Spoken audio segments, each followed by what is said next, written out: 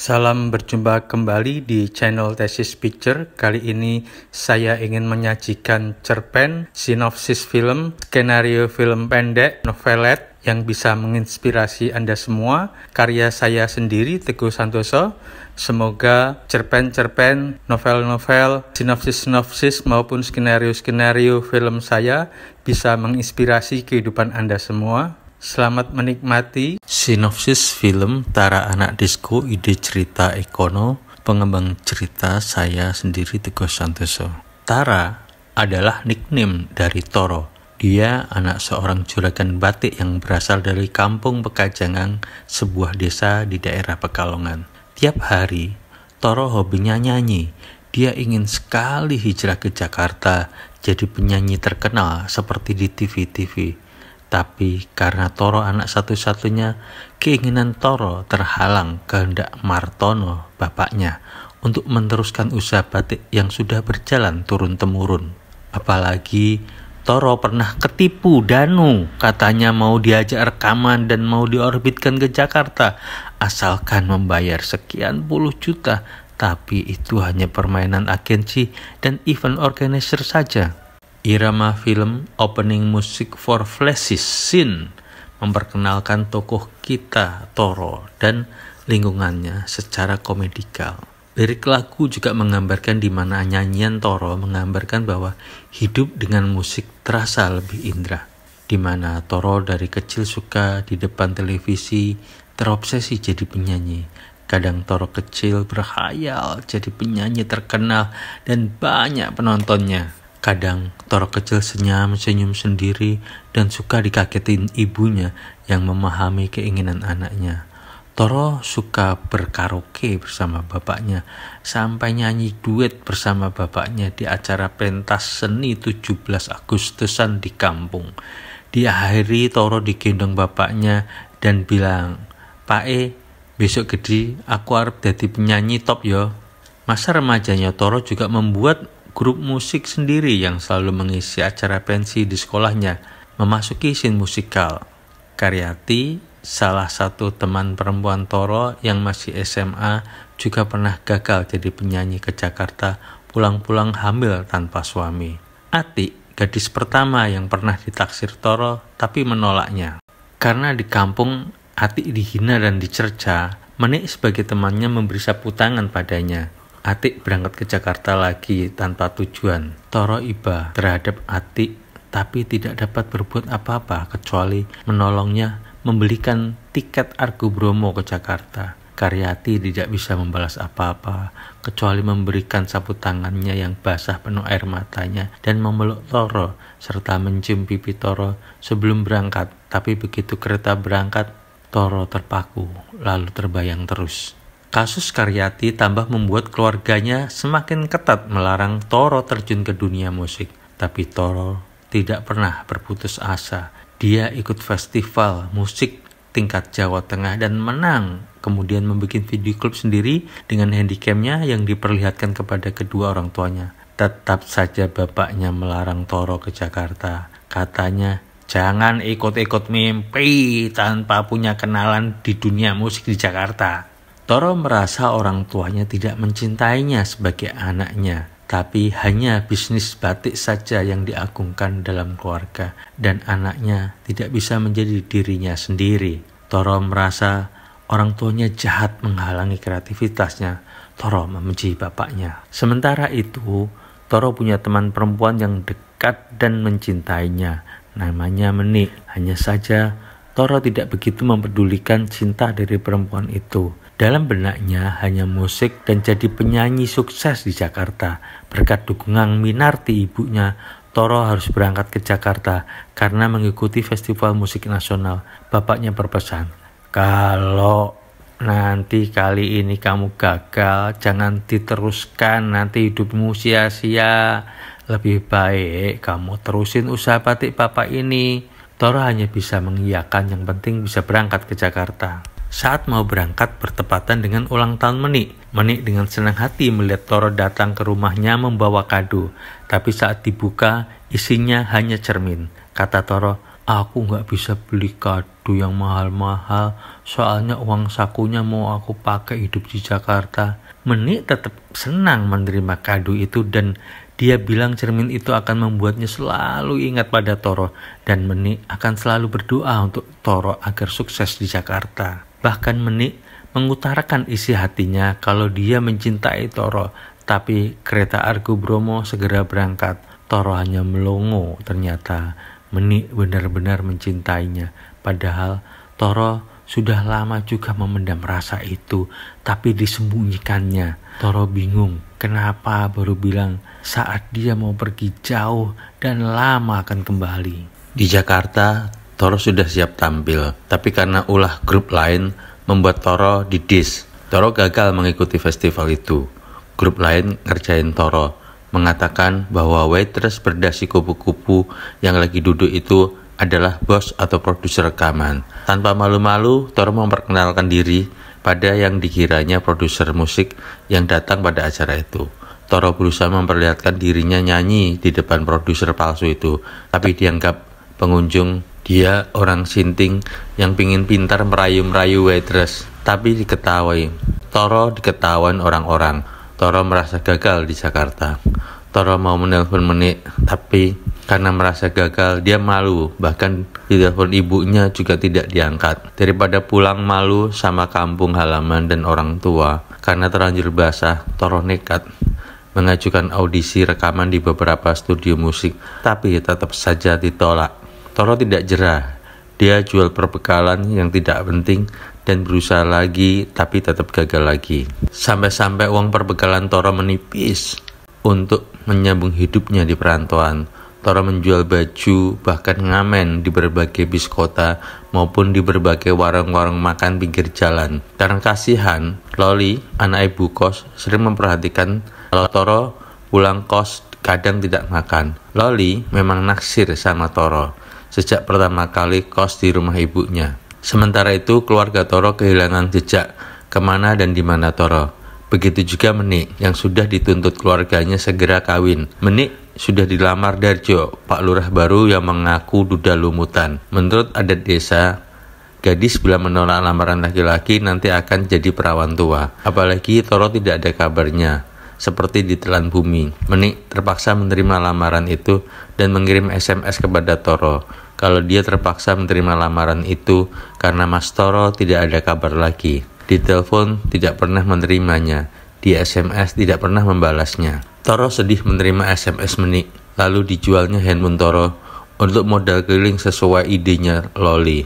Loli gencar memperkenalkan Toro ke kafe-kafe kenalannya, tapi penampilan Toro yang jadul dan katrok membuat semua manajer kafe was-was, jangan-jangan kafenya jadi nggak laku. Loli memaksa Toro nunjukin performanya yang katrok itu, dan Toro mau aja nunjukin kekonyolannya dirinya sendiri tanpa malu-malu di depan manajer itu. Semuanya tidak ada hasil. Selain itu, Loli tampangnya emang blow-on juga, jadi tidak bisa meyakinkan teman sendiri. Satu-satunya yang mau menerima hanyalah kios bakso Balongang dan bubur ayam di mana Toro bermain gitar dan bernyanyi diiringi Loli joget-joget pakai kecerekan. Toro merasa semua usahanya sia-sia, sekalipun Loli tetap terus mendorong untuk tidak putus asa dan nyanyi di mana aja asal bakatnya tersalurkan. Tengah malam, Loli mengetuk pintu kamar kos Toro, membawa jajan pasar, lalu mereka berdua ngobrol di kamar. Loli merasa mesra bersama Toro, sementara Toro biasa saja. Saat itu, kepalanya Toro sedikit sakit karena kurang darah dan masuk angin. Loli menawarkan memijit kepalanya dan Toro membiarkannya memijit kepalanya. Tapi Loli seperti kasmaran sehingga kepalanya Toro ditenggelamkan ke dada Loli yang montok bertepatan itu.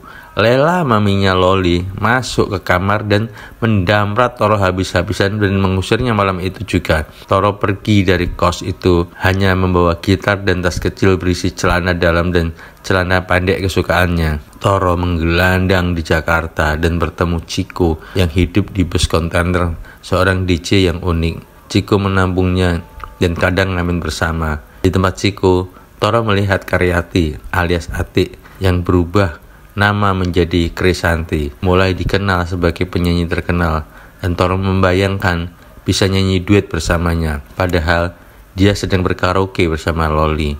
Penghasilan pengamen jadi kurang tiap harinya, soalnya uangnya selalu untuk beli CD musik bajakan untuk Toro belajar musik. Loli menasihati Toro untuk bertahan hidup di Jakarta, sementara melamar kerja apa saja.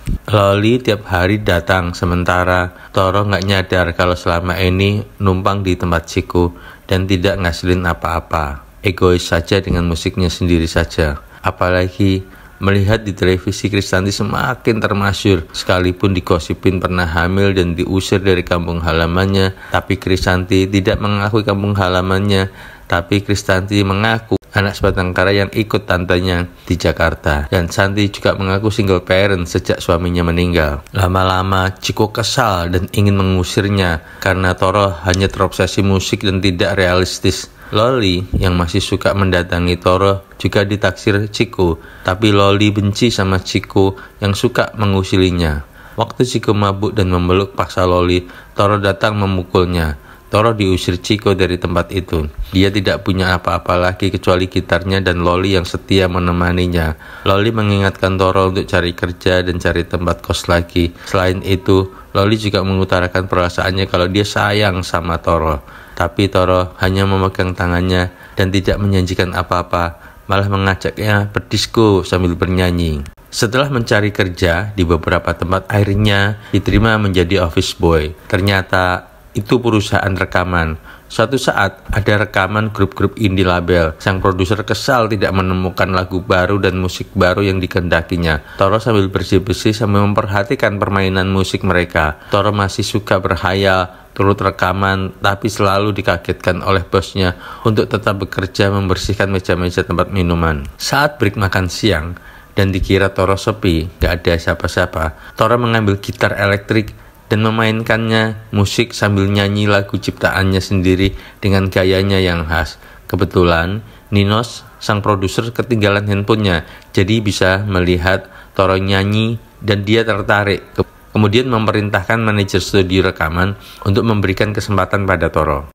Setelah Toro menyanyikan lagu ciptaannya yang berjudul Anak Disco, sang produser merasa inilah lagu dan musik baru yang dicarinya. Bahkan dicoba satu lagu lagi juga membuatnya puas dan ingin mengajaknya untuk rekaman lagu. Setelah rekaman lagu maupun musiknya memang terasa baru di Belantika Permusikan, bahkan rekaman yang dibikin sedikit kopinya cepat habis dan dibikin kopi sedikit lagi juga habis lagi. Ninos mengajak pembuatan video klipnya. Tak terduga lagu Toro meledak dan pembelinya dari berbagai penjuru. Toro jadi melambung sukses. Loli dengan senang hati membeli banyak sekali CD musik Tara Anak Disco dan dibagi-bagikan kepada teman-temannya maupun manajer-manajer kafe yang pernah menolak Toro. Di televisi, kesuksesan Toro mulai dikenal masyarakat, tidak terkecuali kedua orang tuanya, terlebih lagi Menik.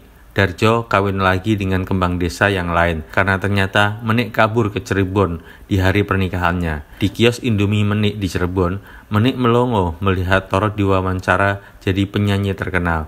Menik tersenyum sendiri melihat cermin pemberian Toro yang dipasang di warung Indominya.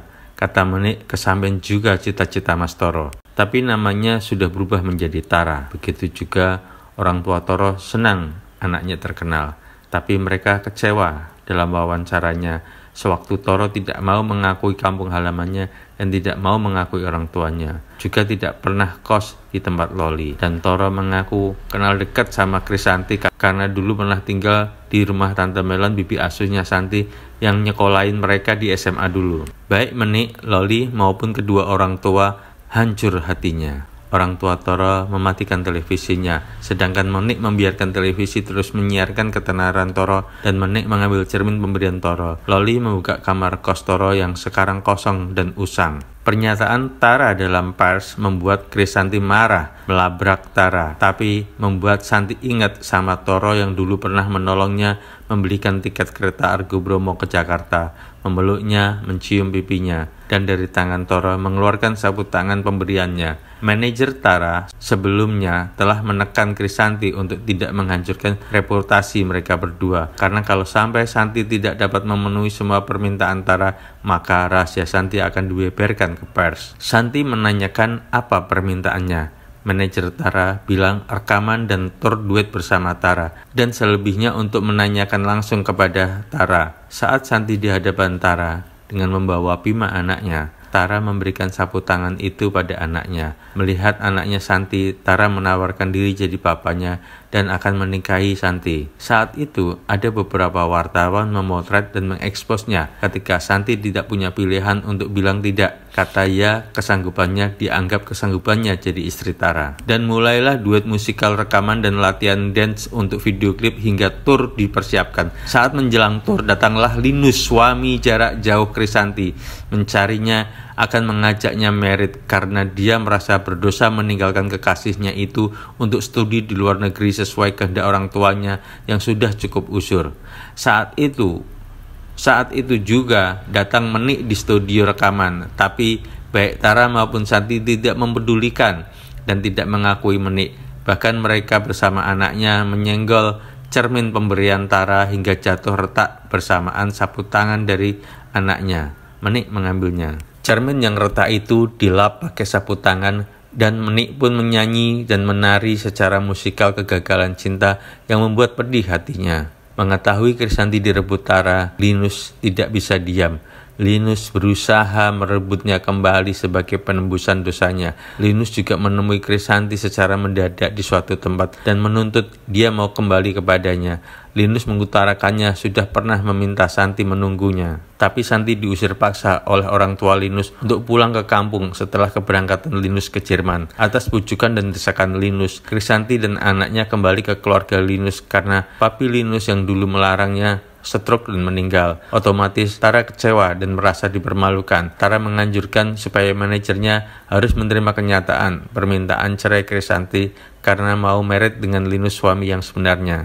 Tapi bagi manajernya, ini bisa menghancurkan reputasi kaset Tara yang sedang melambung karena dalam 2 minggu pembelian CD musik Tara sudah menurun drastis. Kedua orang tua Toro prihatin melihat beritanya di televisi. Ibunya ingin ke Jakarta menemuinya supaya bisa ikut menenangkan anaknya, tapi kenyataannya lain. Manajer Tara membeberkan siapa Krisanti yang sebenarnya orang kampung dihamilin di luar nikah dan mencoba mengangkat reputasi Tara lagi. Dari kubu Linus membalas kalau Tara sebenarnya Toro, anak kampung juga yang mengakui orang tuanya dan telah menghamili wanita bernama Loli yang ditinggalkannya di kos-kosannya yang dulu sebelum tenar. Diperlihatkan di televisi kalau Loli lagi hamil dan Lela, maminya Loli, menuntut Toro harus segera mengawininya. Bahkan menggugat kos-kosan yang 3 bulan nunggak belum dibayar. Manajer tetap menyangkal dan memberikan bukti bahwa yang menghamili pasti bukan Tara. Di TV, Loli nangis-nangis dan memohon Toro untuk kembali jadi ayah dari anaknya daripada dirinya tersiksa. Kedua orang tua Toro nggak tahan lagi. Bapaknya tambah marah dan tidak mau berangkat ke Jakarta